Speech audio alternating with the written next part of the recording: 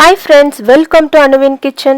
இன்னைக்கு நம்ம பார்க்க போற ரெசிபி ஒரு simple and easy cheese stuffed mushroom. So மஷ்ரூமில் பார்த்துட்டிங்கன்னா இதில் இம்யூனிட்டி பவர் நிறையவே இருக்குது. ஸோ மஷ்ரூமில் நம்ம நிறைய வெரைட்டி பண்ணியிருப்போம், ஃப்ரை, கிரேவி இந்த மாதிரி. ஸோ கிட்ஸுக்கு நீங்கள் இந்த மாதிரி டிஃப்ரெண்ட்டாக பண்ணி கொடுத்தீங்கன்னா அவங்க ரொம்பவே விரும்பி சாப்பிடுவாங்க. ஸோ வாங்க இந்த சீஸ் ஸ்டஃப்டு மஷ்ரூம் எப்படி செய்கிறது நம்ம பார்ப்போம். ஃபஸ்ட்டு இப்போ நம்ம மஷ்ரூமை ரெடி பண்ணி வச்சுக்குவோம். ஸோ நான் பட்டன் மஷ்ரூமை நல்லா வாஷ் பண்ணி எடுத்து வச்சுருக்கேன். ஸோ எல்லாமே ஒரே சைஸ் மஷ்ரூமாக பார்த்து எடுத்து வச்சுக்கோங்க. அப்போ தான் உங்களுக்கு ஸ்டஃபிங்க்கு ஈஸியாக நம்ம ஃபில் பண்ண முடியும். ஃபஸ்ட்டு மஷ்ரூமோட ஸ்டெம்மை இந்த மாதிரி தனியாக எடுத்து வச்சுக்கோங்க. ஸ்டெம் ஃபில்லிங்க்கு யூஸ் பண்ணிக்கலாம். ஒரு ஸ்பூனால் இந்த ஹோலை நல்லா பெருசு பண்ணிக்கோங்க.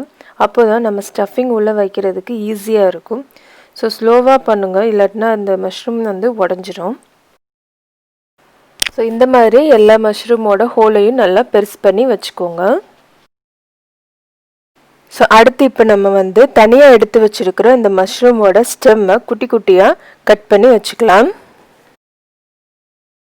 இப்போ நம்ம ஸ்டஃபிங் பண்ண ஆரம்பிச்சிடலாம். ஸ்டஃபிங் பண்ணுறதுக்கு ஒரு பேனில் 3 டேபிள் ஸ்பூன் ஆயில் சேர்த்துக்கோங்க.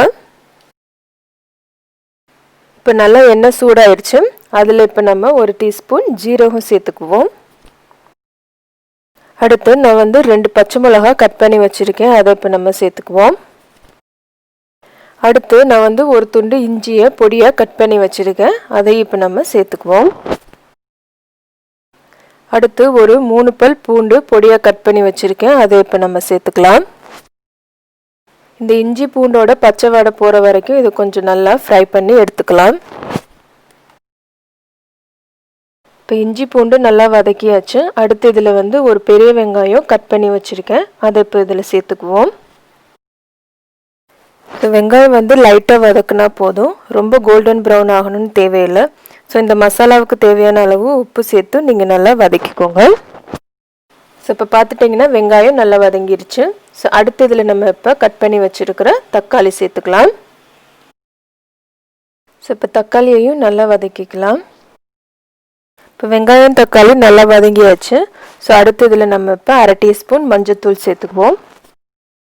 ஸோ அடுத்து இதில் நம்ம இப்போ 1 டேபிள் ஸ்பூன் மிளகாய்த்தூள் சேர்த்துக்கலாம். ஸோ உங்கள் காரத்துக்கு தகுந்தாப்பில் நீங்கள் சேர்த்துக்கோங்க. ஸோ இது எல்லாத்தையும் நல்லா இப்போது கலந்து விட்டுறலாம். ஸோ அடுத்து இப்போ நம்ம கட் பண்ணி வச்சுருக்கிற இந்த மஷ்ரூம் ஸ்டெம்மை சேர்த்துக்குவோம்.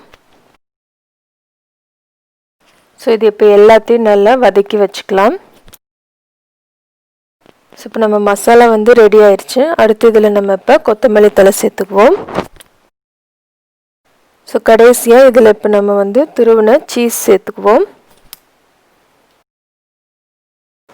ஸோ இது எல்லாத்தையும் நல்லா மிக்ஸ் பண்ணிக்கோங்க.